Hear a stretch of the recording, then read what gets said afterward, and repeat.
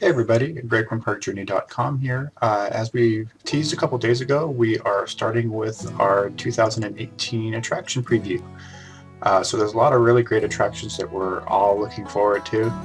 So we're going to kind of go over some of the highlights of them, and then we will talk about from Six Flags to Cedar Fair, all in between. So we figured we'd go ahead and start off with Time Traveler at Silver Dollar City. Which is hailed as the fastest, steepest, tallest, complete circuit spinning coaster in the world. So basically what they did with this is they took the Blue Fire from Europa Park and they put these spinning trains on it probably about a year and a half, 2 years ago, just as a kind of test, and this is actually the first that they've built for this. So it's 50 miles, 50.3 miles per hour, 90-degree vertical drop. It's got 3 inversions, a dive loop, vertical loop, and a 0G roll. And it also is the first with a vertical loop. So a spinning vertical loop, which is pretty amazing. It's a very long coaster as well. It's over 3,000 feet. And it's got 2 launches. One is a horizontal launch and one is the inclined launch. And as you see through the video here, it's looks pretty amazing. I know that among our staff, it's probably the favorite out of, for a lot of us. I think RD probably is one he's looking forward to most. He loves these mat coasters. So yeah, it's looking pretty amazing. They also did a test video that is coming up here in just a second. They released this last month. But again, you can see here's the other launch here. It's also got 3 trains, lap bars only, and 51 inches, which is kind of a weird height requirement, but hey, you know, so be it. So that means these kids that are not yet 52 can ride this, which is great. Coming to Silver Dollar City, Spring 2018, Time Traveler.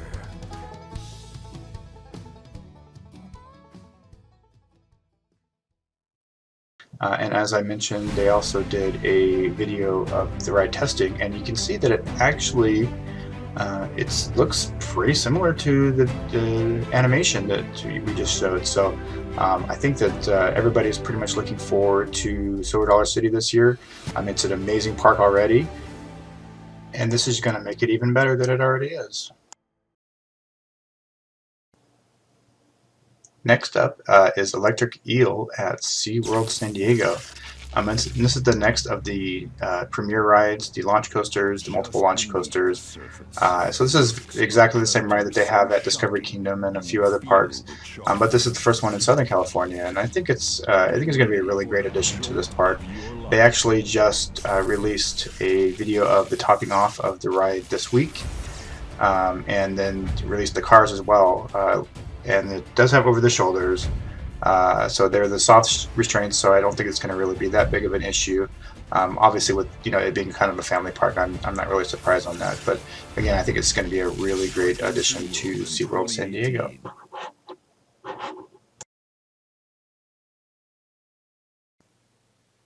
Next up, we're going to look at Twisted Timbers at King's Dominion. So this ride is the next of the RMC coasters. As you all know, Cedar Fair is getting a couple of these this year. So this is the one that we're actually going to take a look at first. This is going to be a replacement for Hurler, or this is a conversion of Hurler. So it's got a 109-foot tall barrel drop, which we're about to look at here on the video. So let's just take a gander at this, because it looks pretty amazing. Yeah, that's going to be pretty awesome. So it's over 3,000 foot of track, just like the last coaster that we looked at from Silver Dollar City. 20 airtime hills, 54 miles an hour.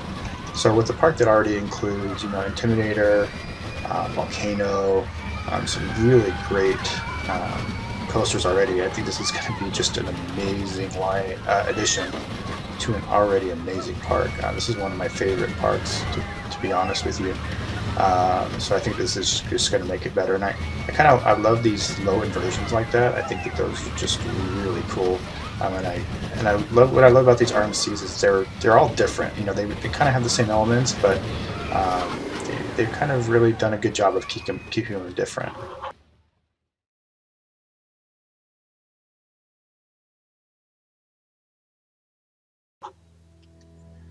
Next up, we're going to take a look at my home park, which is Six Flags Magic Mountain and Crazanity. So a lot of the promo video here, the sizzle reel as they call it, kind of talks about the fact that the park is open 365 days a year. But as you can see here, they are totally redoing the games area and adding Crazanity, which is where the last metro station used to be, that they just tore down late last year. So I personally am really looking forward to Crazanity. The park needs some new flat rides. As you can see here too, they're updating the bumper cars, and they're also updating the Scrambler is getting a nice refurb as well, as we showed in our update last week or earlier this week, I want to say. But again, a lot of this video is kind of talking about the 365 days a year, which is kind of cool. As if you saw our update earlier this week, you could note that the park has been pretty dead during the week, as we kind of predicted. We used to go to the park in May during the week, and it was pretty empty. So some of these, weekdays in January, February, March, early March, and then into September, October, November, December, the park is going to be pretty empty, which is going to be great for riding things. And from what we can tell so far, they're actually doing a really good job of keeping the rides open. Colossus was 3 trains on Tuesday. So yeah, so far so good. They're doing a really good job. But Crazanity, hopefully we'll have some more updates on it really soon. I can't anticipate that it's going to take too long to have it open, but I think it's going to be just a really great addition to this park. So we're all really looking forward to it.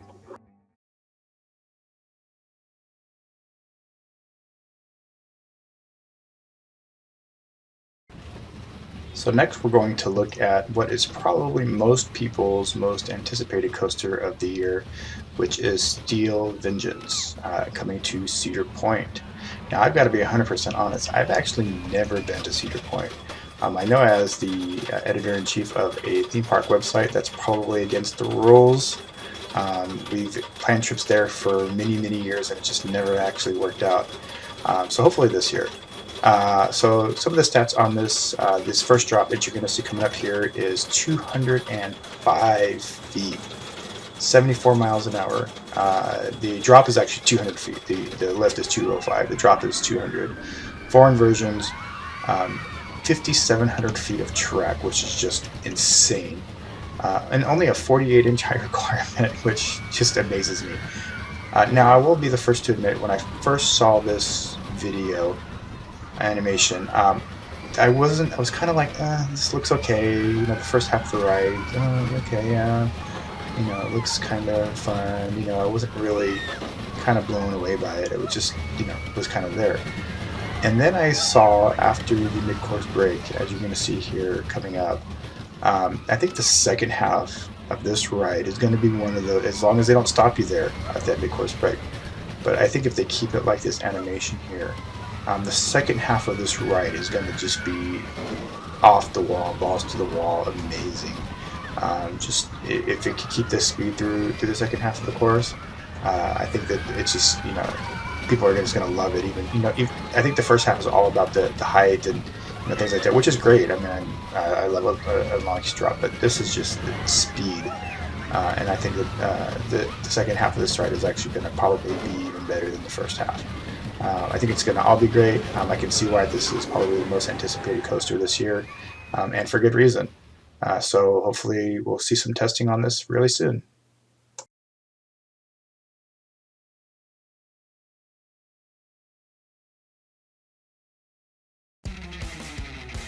Next, we're going to head back out to the West Coast and to my other home park, which is Knott's Berry Farm, where they're building Hang Time. And we did actually have a Hang Time update earlier this week as well, so hopefully you guys were able to check that out. But this has a vertical lift hill with a 96-degree drop, which is the steepest drop in California. It has the little break there that's going to hold you and giving the illusion of a disappearing track. So About 2,200 feet of track, 5 inversions, and it's only the second roller coaster in the Western Hemisphere to feature a negative G stall loop.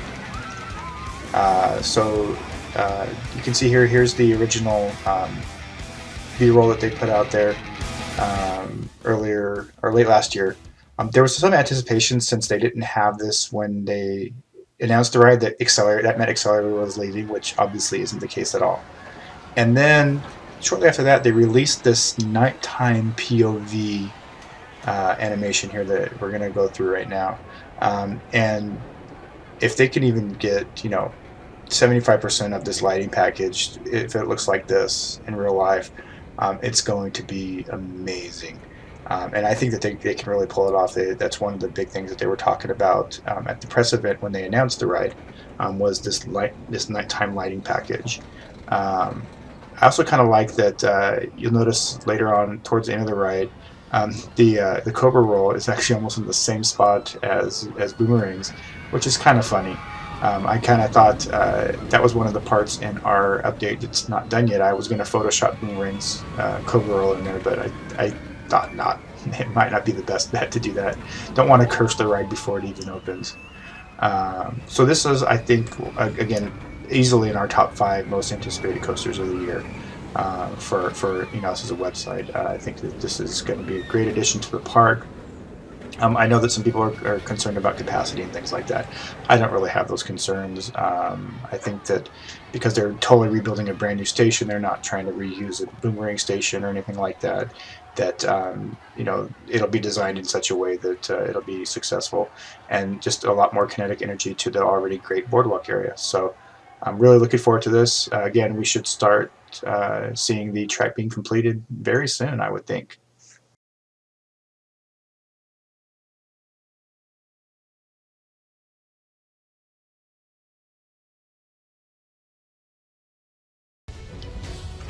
Next, we're going to move up to Northern California and take a look at the Harley Quinn Crazy Coaster, which is the Skywarp from Skyline Attractions that I debuted at IAPA a couple of years ago. So this is the first one. So it's a flat ride. They call it the coaster, which Six Flags will do.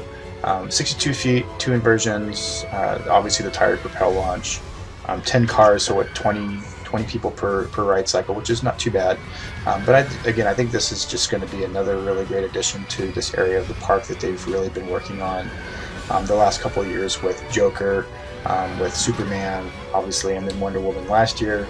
And then, they kind of got their own little DC universe there. So I think it's going to be just, again, another really cool addition to this park, and we're looking forward to it.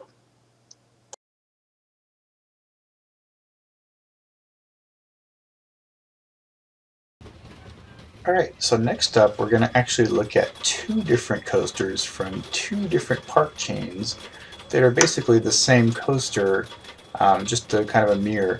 And that's kind of a weird thing to have 2 coasters from 2 chains opening in the exact same year, but it happens. So the first is Wonder Woman Golden Lasso Coaster at Six Flags Fiesta, Texas.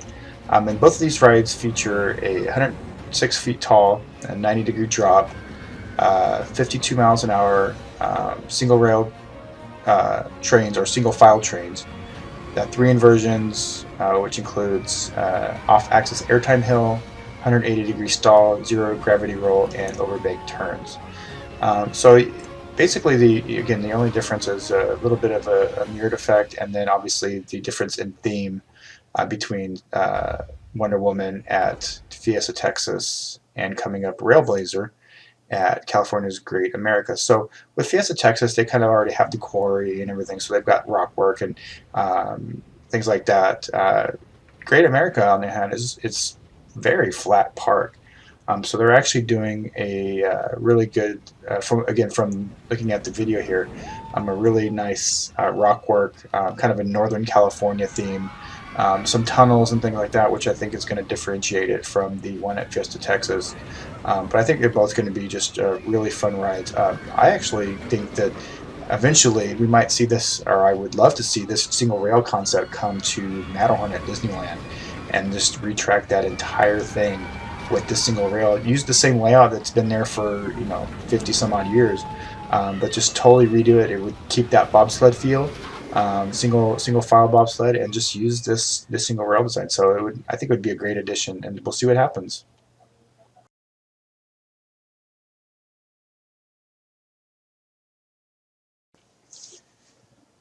Alright, so now we're gonna slow it down a little bit and take a look at the new Camp Snoopy at Carowinds.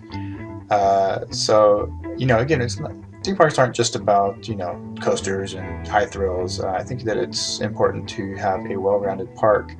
And it looks like Carowinds is kind of doing the same thing that Knott's did a couple of years ago, and totally revamping their Camp Snoopy. And if you've been to Knott's and you've seen their Camp Snoopy, they just did a really amazing job at renovating that Camp Snoopy, and making it pretty much brand new, which is amazing. So it looks like they're kind of doing the same kind of thing here, where they're adding a couple new attractions, and then obviously refurbing and retheming some of their existing attractions.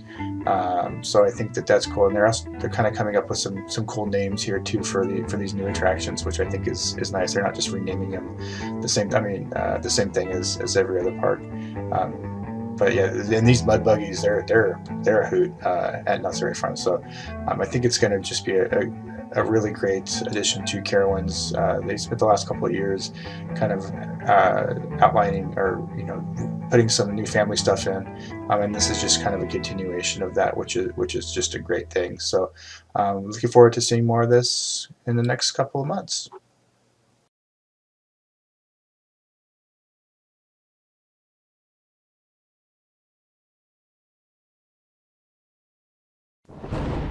Alright, so next we're going to move back over to the East Coast and look at Six Flags Over Georgia, which is the home park for some of our Park Journey staff. And they are going to be opening Twisted Cyclone, which again is another RMC. And nothing wrong with that at all, right? So this has a 75-degree initial drop, followed by 100 feet jaw-dropping reverse cobra roll. 3 inversions, 10 airtime moments, 2,400 feet of track, 50 miles an hour, 0 G rolls. So I think that this, again, I love that they're doing this to Georgia Cyclone. I love Georgia Cyclone, but last couple of rides I had on it back a couple of years ago were kind of rough. It still gave a really good ride, but I'm actually happy that they decided to RMC Georgia Cyclone versus Great American Scream Machine, personally. So I was very happy about that. So I actually haven't ridden Twisted Cyclone at Six Flags Union, so I don't remember from that if it's kind of the same layout or anything like that. But I think it's just going to be, again. This is a park that has a really good lineup of coasters and flat rides, and I think this is going to do nothing but improve that and make it just another great destination there in the South.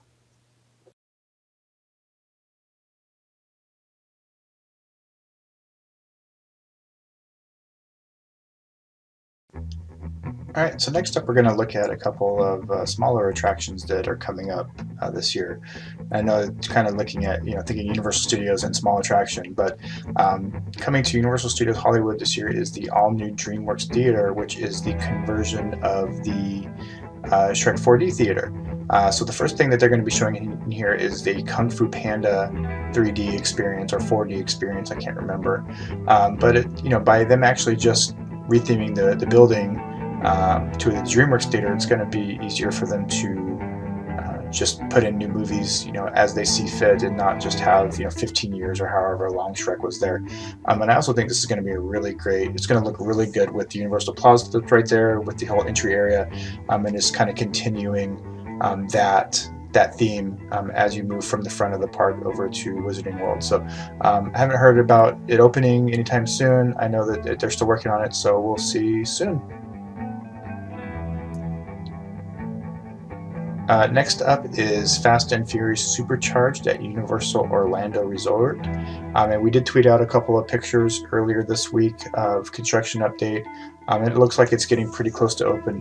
I'll be the first to admit I'm not a huge fan of Fast and Furious. I don't like Supercharged on the tram at Universal Studios Hollywood. It just doesn't really do anything for me. That being said, I'm interested to see what they do here at Universal Orlando. The one in Hollywood, I think a lot of it has to do with, I think that would have been the perfect location for Diagon Alley at Universal Hollywood, and they kind of just took that spot for Fast and Furious.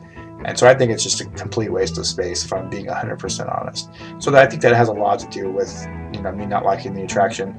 Again, I'm just not a fan of Fast and Furious at all.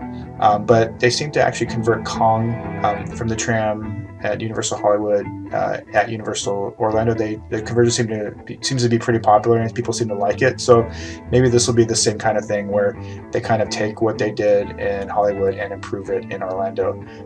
So we'll wait and see what happens. It'll be interesting to see.